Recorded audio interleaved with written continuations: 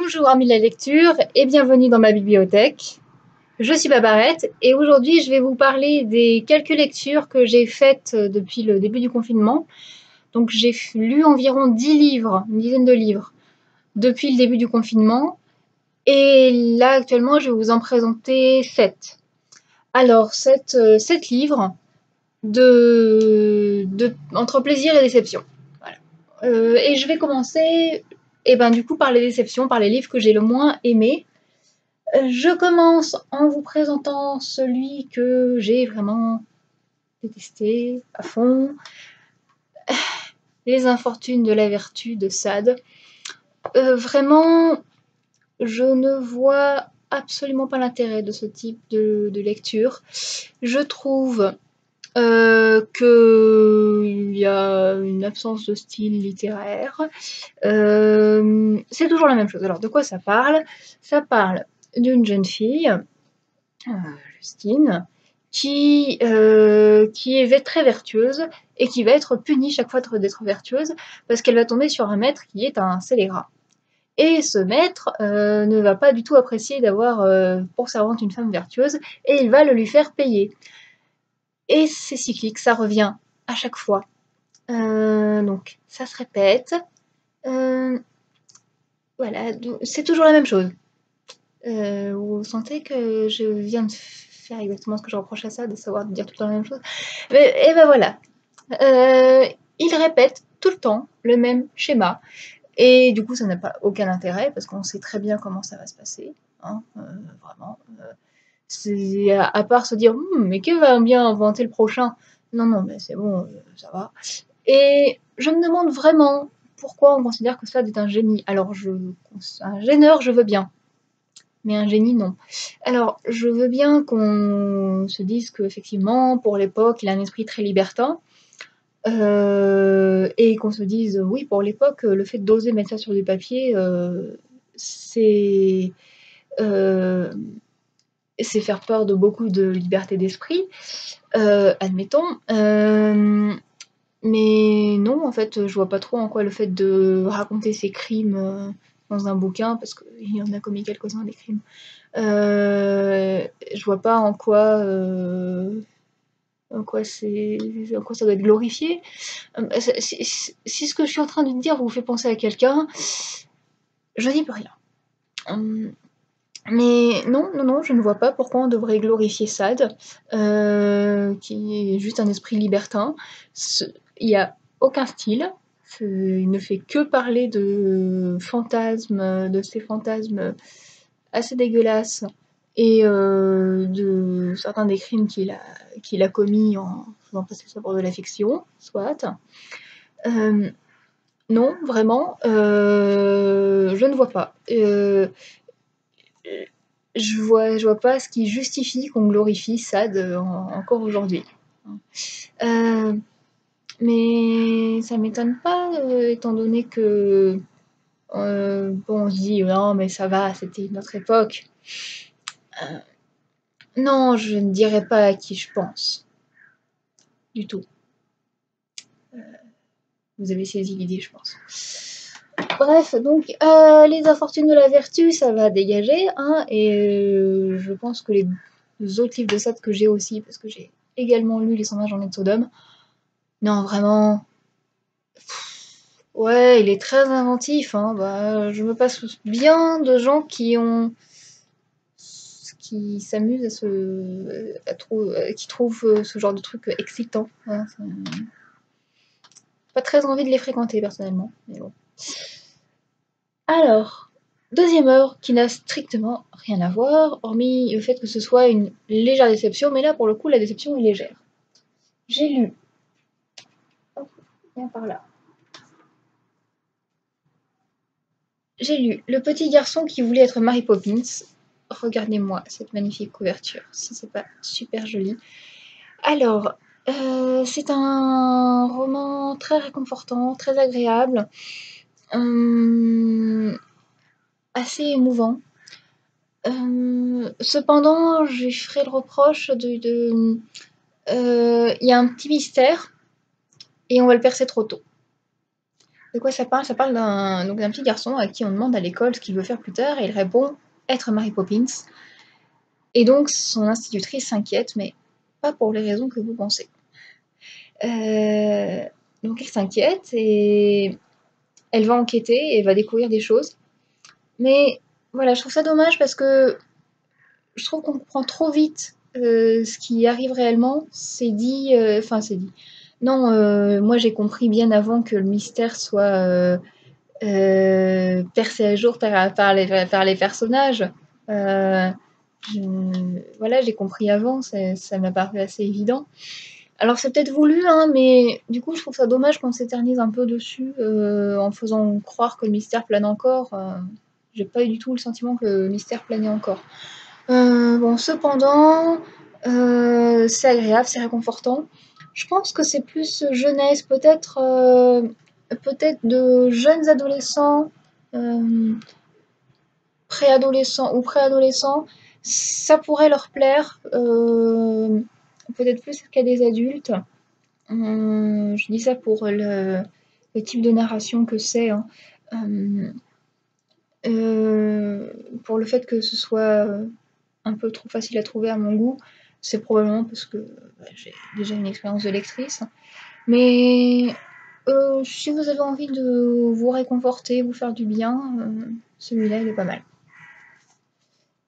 Ensuite, nous allons passer maintenant aux œuvres que j'ai appréciées vraiment beaucoup.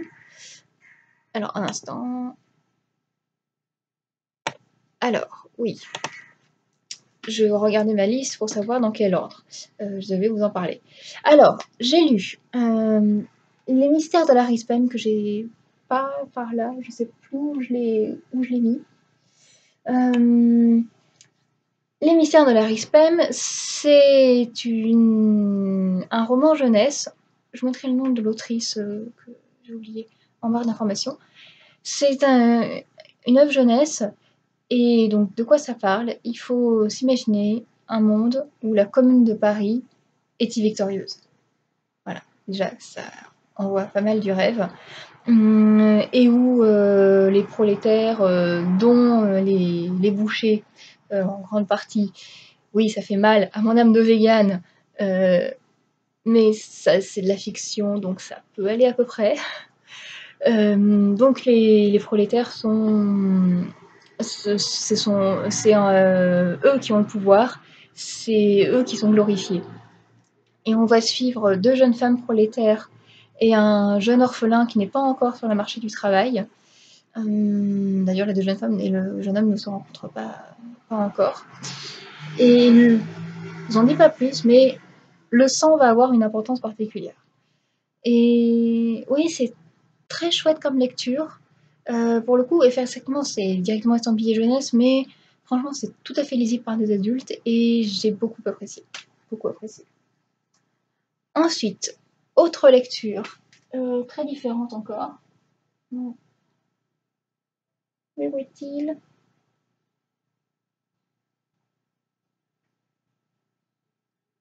Et je ne sais pas où est passé le livre non plus. Hein, c'est bien Babarette, tu ranges bien tes bouquins. C'était une bibliothécaire très efficace. Bref, donc le quatrième livre que je vous présente, c'est les poésies de Marceline Desbordes-Valmore. Alors, j'ai beau avoir étudié la poésie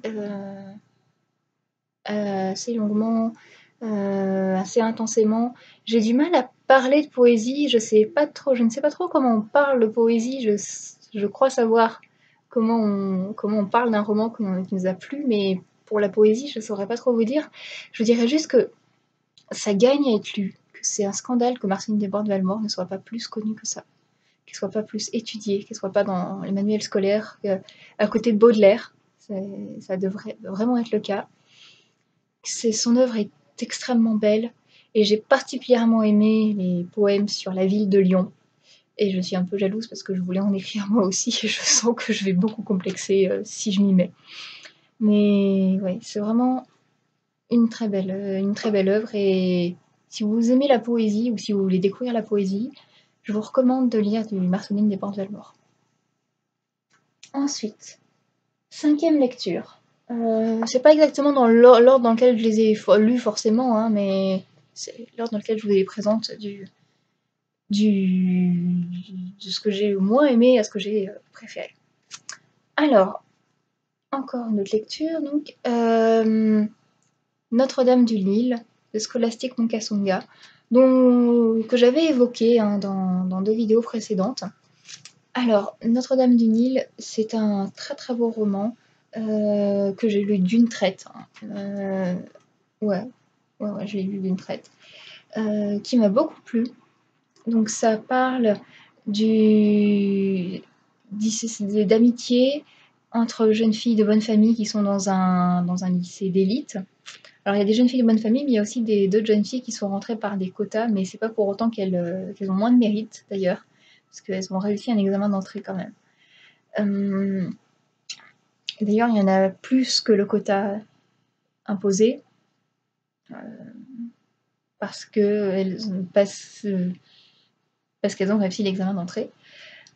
Et ça parle beaucoup du racisme que subissent les Tutsis. Et ça. Donc on comprend un peu d'où a pu venir ce qui s'est passé au Rwanda.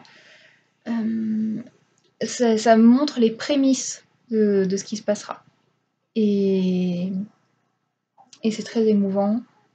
Et je vous en recommande vivement la lecture. Avant-dernière lecture. Hop, non, pas celle-là.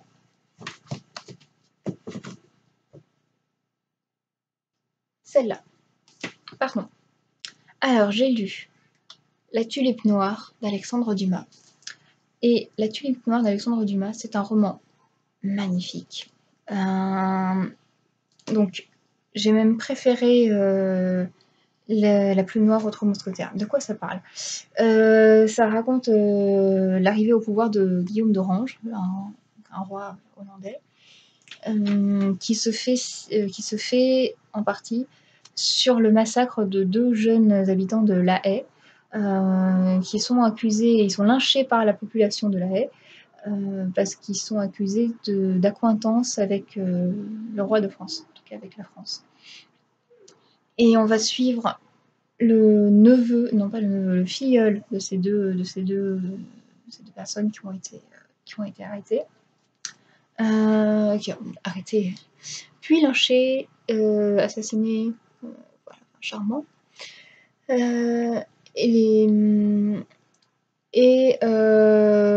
Donc leur filleul, Cornelius il s'appelle, il est horticulteur.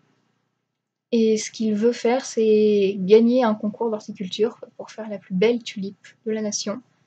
Et il essaye de faire une tulipe noire. Et il essaye de le faire depuis sa prison. Parce qu'il sera enfermé, détenu comme prisonnier politique. Et alors, j'ai vibré pour cette tulipe. J'étais émue, je me suis rongé les sangs. Il y avait du suspense. Bref, il y avait tout ce qu'il faut. Tout ce qui peut faire qu'on a envie de tourner les pages d'un roman d'Alexandre Dumas. C'est vraiment pas loin d'être un coup de cœur et un coup de cœur en termes dumassiens, de lecteur de romans de Dumas. Ouais.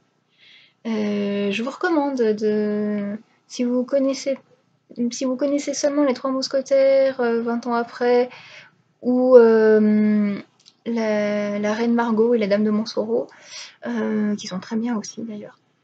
Je vous recommande celui-là, il est plus atypique. C'est pas tout à fait de cap et l'épée, mais l'aventure est là quand même. Donc, à lire. Et enfin, non, ça se casse la figure. Mon coup de cœur. Il est là. Le cœur converti de Stéphane Hertmatz, donc que j'avais acheté à la fête du livre de Bron. C'était magnifique, c'était une œuvre sublime. D'ailleurs, hop, voilà. tous les, vous voyez, tous les petits post-it, ce sont les passages que j'ai marqués parce que je les ai trouvés extrêmement beaux. Alors la langue est très belle, c'est plein de poésie, voilà, ça élève, ça émeut. Donc ça parle, je vous reviens vaguement sur le résumé, de la jeune Vigdis, une jeune chrétienne noble qui va fuir sa famille pour épouser le jeune David, un homme juif, et ils vont être traqués à travers toute l'Europe. Et c'est le récit de leur traque.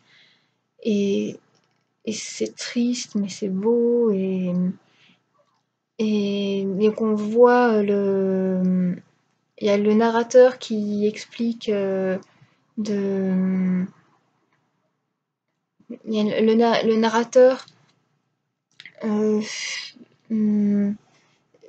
fait la quête avec nous, en fait. Parce que c'est un récit historique, c'est vraiment tiré d'une histoire vraie. Et donc c'était... Waouh, j'ai adoré. Vraiment, j'ai tout simplement adoré de A à Z. Et je vous recommande vivement cette très belle lecture. Ouais, je saurais pas trop quoi vous dire de plus. Celui-là, c'est trop bien. Ce sera probablement mon coup de cœur de l'année, un de mes coups de cœur de l'année. Voilà. Génial. Bon, et bien sur ce, merci beaucoup pour votre attention. Merci d'avoir regardé cette vidéo jusqu'au bout. J'espère qu'elle vous aura plu. Si elle vous a plu, dites-le moi en commentaire. Si vous avez des remarques, quelles qu'elles soient, vous pouvez me les faire en commentaire. Si vous avez aimé ma vidéo, je veux bien un petit pouce bleu et vous pouvez aussi vous abonner. L'un comme l'autre, ça me fera très plaisir. Merci, au revoir.